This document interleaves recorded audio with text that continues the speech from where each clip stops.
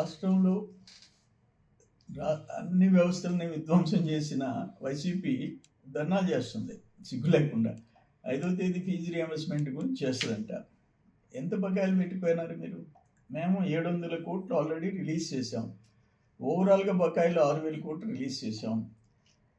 అట్లా అసలు నివేదిక ఏమిచ్చింది? ఘోరంగా ఉంది పరిస్థితి. 8వ తరగతి విద్యార్థి 3వ తరగతి పుస్తకాలు చదవలేని పరిస్థితుల్లో ఆంధ్రప్రదేశ్లో ఉంది అని చెప్పారు. అంటే నాడు నేడు నువ్వే చెప్పుకున్నావు. అక్కడ ఆ టాయిలెట్స్ కూడా దరిద్రమైన పరిస్థితి అని చెప్పేసి అసలు ఇచ్చిన నివేదిక.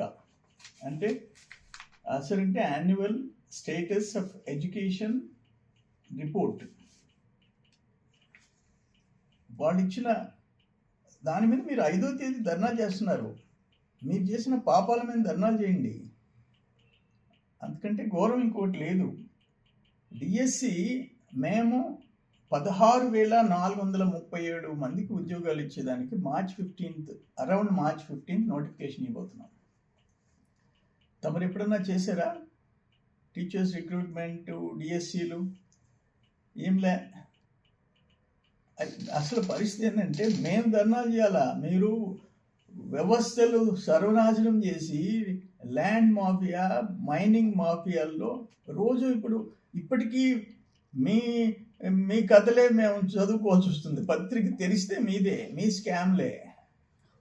మేము ధర్నా చేయాలంటున్నారు మా వాళ్ళు. ఏంటంటే 8 నెలలు అయిపోయింది. ఆ A1 A2 కాకుండా ఆ నలుగురు ఇద్దరు కలిస్తే 6 మంది. వాళ్ళని ఒక్కరి మీద ఇంకా చర్యలు లేవు. బ్యాక్డ్రాప్లో కూర్చొని ఇంకా వాళ్ళు పెత్తనం చేస్తున్నారని స్టోరీలు చదువుతుంటే మా కార్యకర్తలు అసహనం, అన్రెస్ట్ పెరిగిపోతుంది.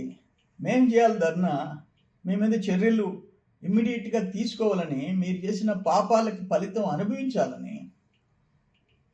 అది ఇప్పుడు ఒక్క ఎగ్జాంపుల్ చెప్తామమ్మా. విజయసాయిరెడ్డి మళ్ళీ రిపీట్ చేస్తుందా, 2018లో బాబు గారు పెరట్లో బ్లూ డైమండ్ ఉందన్నాడు, పింక్ డైమండ్ ఏదో. ఆ రోజే కాలర్ పట్టుకొని ఒక పోలీస్ ఆఫీసర్ తీసుకుపోయి చూపించి ఎత్తి లోపలేసి ఉండాలి. మీ ధర్మారెడ్డే చెప్పాడు అసలు అటువంటిది లేదని. మళ్ళీ నిన్న మా గవర్నమెంట్లో నిన్ను జైలు వేస్తా. ఆయన చూస్తే జగన్మోహన్ రెడ్డి మేము అధికారంకి వస్తాము, మొత్తం రాజకీయ నాయకుల్ని అధికారులని జైలు వేస్తా. ఈయన విజయసాయిరెడ్డి బాబు గారు బతుకుంటే నిన్ను జైలు వేస్తా. ఎందుకు వచ్చింది అంత ఫ్యాట్? ఎందుకు పెరిగిపోయింది? 6 మందిలో అంత ఫ్యాట్ ఎందుకు పెరిగిపోయింది? ఏంటిది పరిస్థితి? మీరు చేసిన దోపిడీలు, విధ్వంసాలు కథలుగా పత్రికల్లో వస్తుంటే, విత్ ఆల్ ఎవిడెన్సెస్, అన్ని సాక్ష్యాలతో కూడా వస్తుంటే ఆశను మాలో ఉంది. బాబు గారిని కంటికి నీళ్లు పెట్టించిన వాడు ఎక్కడున్నాడు? కంటతడి పెట్టించిన వాడు ఎక్కడున్నాడు? మీకు సిగ్గు శరమ లేకుండా మీరు ధర్నాలు చేస్తున్నారు. అసలు రిపోర్ట్ చూస్తే, నివేదిక చూస్తే సిగ్గుతో తలదించుకోవాలా. విద్యా వ్యవస్థని సర్వనాశనం చేశారు. ఇప్పుడు లోకేష్ బాబు గారు వచ్చిన తర్వాత టోటల్ స్ట్రీమ్ లైన్ చేసినాడు. వ్యవస్థకి మళ్ళీ తిరిగి పూర్వజన్మని ఇచ్చినాడు. ఆయన పరిస్థితి ట్రాక్లో పెట్టాడు. మీరు ధర్నా చేస్తామంటున్నారు, నవ్విపోతారు. ప్రభుత్వంలో మెతకతనం ఉందా, లేకపోతే పోలీస్ వ్యవస్థలో లోపం ఉందా? కొన్ని ఇన్సిడెంట్స్ మేము కళ్ళారా చూస్తున్నాం. పోలీస్ వ్యవస్థలో నిర్లిప్తత ఉంది, నాకు కళ్ళారా చూస్తున్నాను. 5 ఏళ్ళు మేము, మా కార్యకర్తలు, మా నాయకులు నరకం అనిపించాం. నరకం టాప్ టు బాటం, బాబు గారి దగ్గర నుంచి కింద కార్యకర్తల వరకు. రెవెన్యూ రికార్డ్స్ మార్చేసి, భూముల రికార్డులు మార్చేసినారు.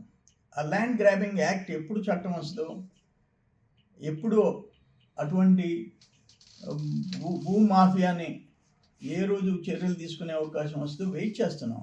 పెద్దారెడ్డి దగ్గర నుంచి ఇక్కడ విశాఖపట్నం వరకు రోజు అవే.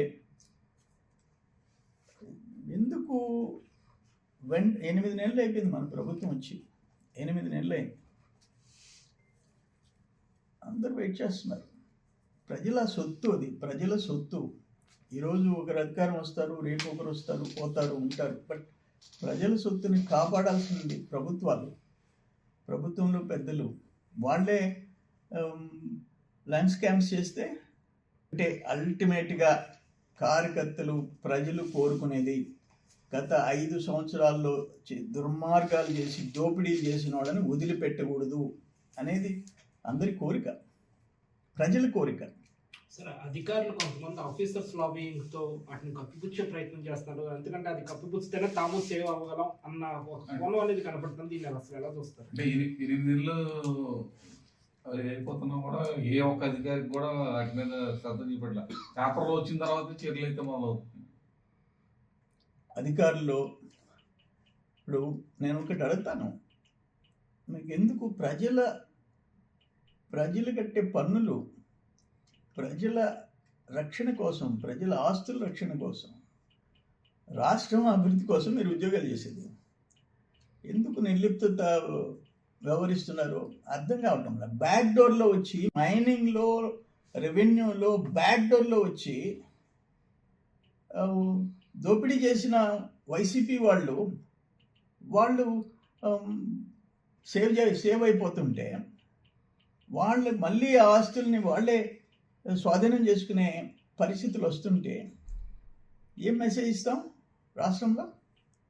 దాని మీద ప్రభుత్వం, కూటమి ప్రభుత్వం నిర్మోహమాటంగా, స్ట్రిక్ట్గా, కఠినంగా వ్యవహరించాలా, తాడోపేడో తెలుసుకోవాలా. వాళ్ళు ఎవరైనా సరే, A1 A2 దగ్గర నుంచి ఆ 4 దగ్గర నుంచి ఎవరైనా సరే, దాంట్లో మనం నెమ్మదిగా ఉండాము, కొంచెం కూల్గా ఉండాము అనేది ఉండకూడదు అని చెప్పేసి మేము కోరుకుంటున్నాం. 5 ఏళ్ళు మేము, మా కార్యకర్తలు, మా నాయకులు నరకం అనిపించాం. నరకం టాప్ టు బాటం, బాబు గారి దగ్గర నుంచి కింద కార్యకర్తల వరకు. రెవెన్యూ రికార్డ్స్ మార్చేసి, భూముల రికార్డులు మార్చేసినారు. ఆ ల్యాండ్ గ్రాబింగ్ యాక్ట్ ఎప్పుడు చట్టం వస్తుందో, ఎప్పుడు అటువంటి భూమాఫియాని ఏ రోజు చర్యలు తీసుకునే అవకాశం వస్తుందో వెయిట్ చేస్తున్నాం. పెద్దారెడ్డి దగ్గర నుంచి ఇక్కడ విశాఖపట్నం వరకు రోజు అవే. ఎందుకు 8 నెలలు అయిపోయింది మన ప్రభుత్వం వచ్చి, 8 నెలలు అయింది. అందరూ వెయిట్ చేస్తున్నారు. ప్రజల సొత్తు అది, ప్రజల సొత్తు. ఈరోజు ఒకరు అధికారం వస్తారు, రేపు ఒకరు వస్తారు, పోతారు, ఉంటారు. బట్ ప్రజల సొత్తుని కాపాడాల్సింది ప్రభుత్వాలు, ప్రభుత్వంలో పెద్దలు. వాళ్ళే లంచ్ క్యాంప్స్ చేస్తే అంటే అల్టిమేట్గా కార్యకర్తలు ప్రజలు కోరుకునేది గత 5 సంవత్సరాల్లో దుర్మార్గాలు చేసి దోపిడీలు చేసిన వాళ్ళని వదిలిపెట్టకూడదు అనేది అందరి కోరిక, ప్రజల కోరిక. సరే, అధికారులు కొంతమంది ఆఫీసర్స్ లాబింగ్ తో వాటిని కప్పిపుచ్చే ప్రయత్నం చేస్తారు. ఎందుకంటే అది కప్పిపుచ్చితేనే తాము సేవ్ అవ్వగలం అన్న ఒక కోణం అనేది కనపడుతుంది. దీన్ని అసలు ఎలా చూస్తారు? అంటే 8 నెలలు అయిపోతున్నా కూడా ఏ ఒక్క అధికారికి కూడా వాటి మీద శ్రద్ధ చూపట్ల. పేపర్లో వచ్చిన తర్వాత చర్యలు అయితే మొదలవుతుంది. అధికారులు ఇప్పుడు నేను ఒకటి అడుగుతాను, మీకు ఎందుకు